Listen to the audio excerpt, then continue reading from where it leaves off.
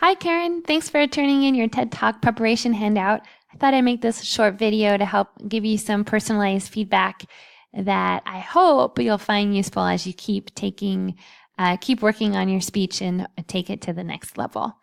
So first of all, excellent job on your audience analysis. I think you're asking some good questions and finding some answers. I was curious if you did an audience survey to find some of this information.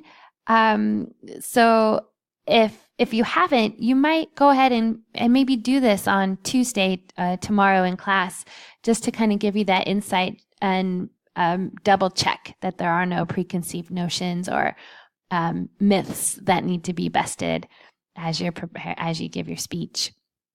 I think the combination you have for your presentation aids with the PowerPoint and or slideshow. I don't know if you're going to use PowerPoint or Prezi or something, but I think that combination of the PowerPoint with your handout worksheet will be a great combination. So nice thinking. And the worksheet will also be nice for them to take home to share with some of their family or friends and maybe actually make some changes in our community. So that's a really good idea. For your introduction, I think asking this question at the start of your speech is excellent, but I think it might be even more important for you to ask if as part of your audience analysis, have you asked how many people in our class have children in their lives, whether if they're parents or nieces and nephews or neighbors, just so you have a better sense of the value that your speech is going to add to their lives, and maybe it'll help you tailor some of your supporting material to the different ages of the kids that might be directly affected by your presentation. Your thesis statement is clear, straightforward.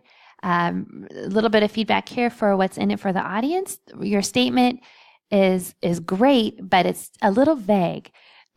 So you might want to clarify this for your audience and let them know specifically how this information is going to improve their lives or the lives of the children that they know. And for your credibility statement, remember that this is where you state why the audience should trust you.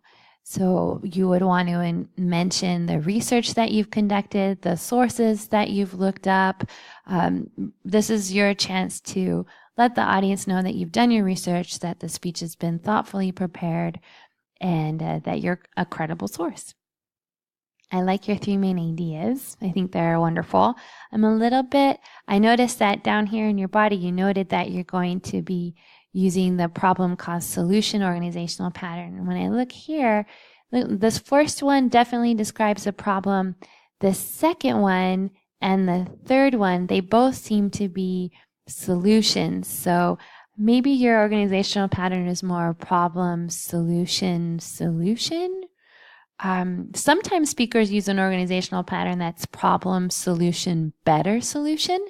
So I'm not sure which one of these you think would make the most impact on children's lives, but you might say that one last.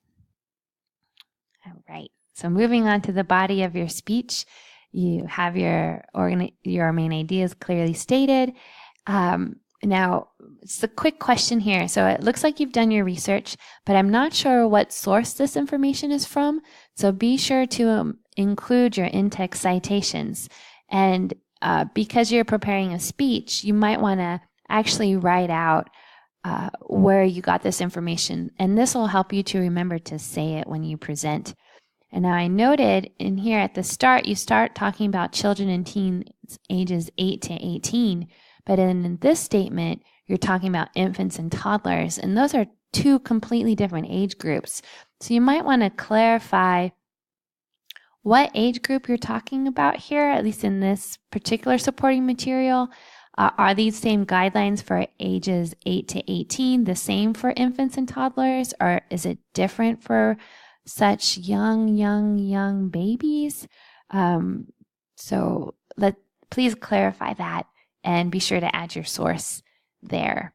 And when you're preparing your source citation for your speech, you can say something like, according to doctors so-and-so and so-and-so in their article titled blah, blah, blah, blah, blah, published in 2017, children and teens ages 8 to 18. So that's how you could include it, and you'll just want to be sure to create some sort of way to say your sources for all of the sources that you use in your presentation.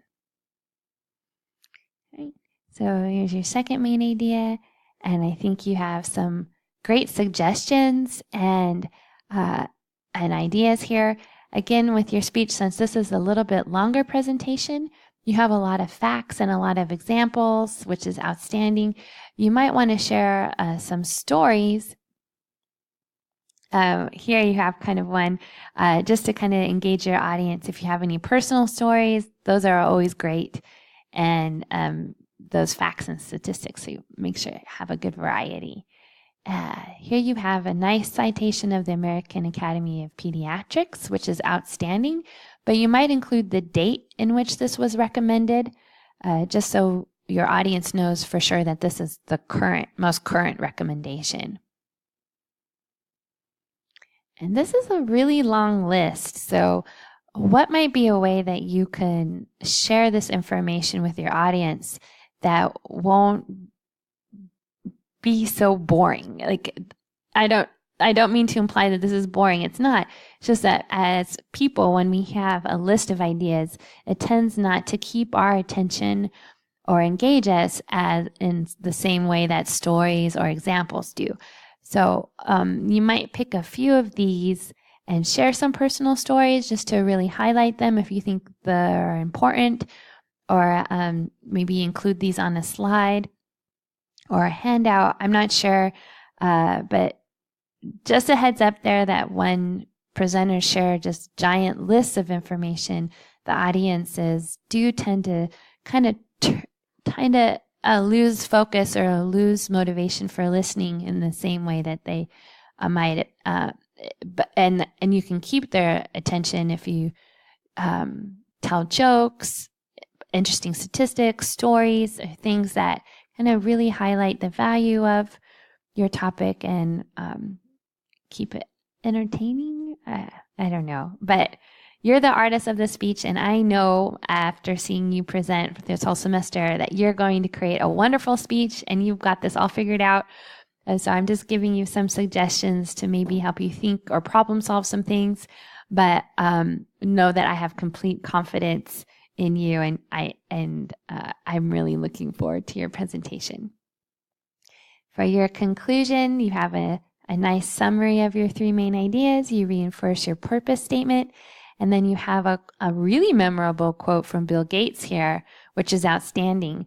Now, you mentioned Bill Gates here at the end. You might consider maybe here putting Bill Gates as an example.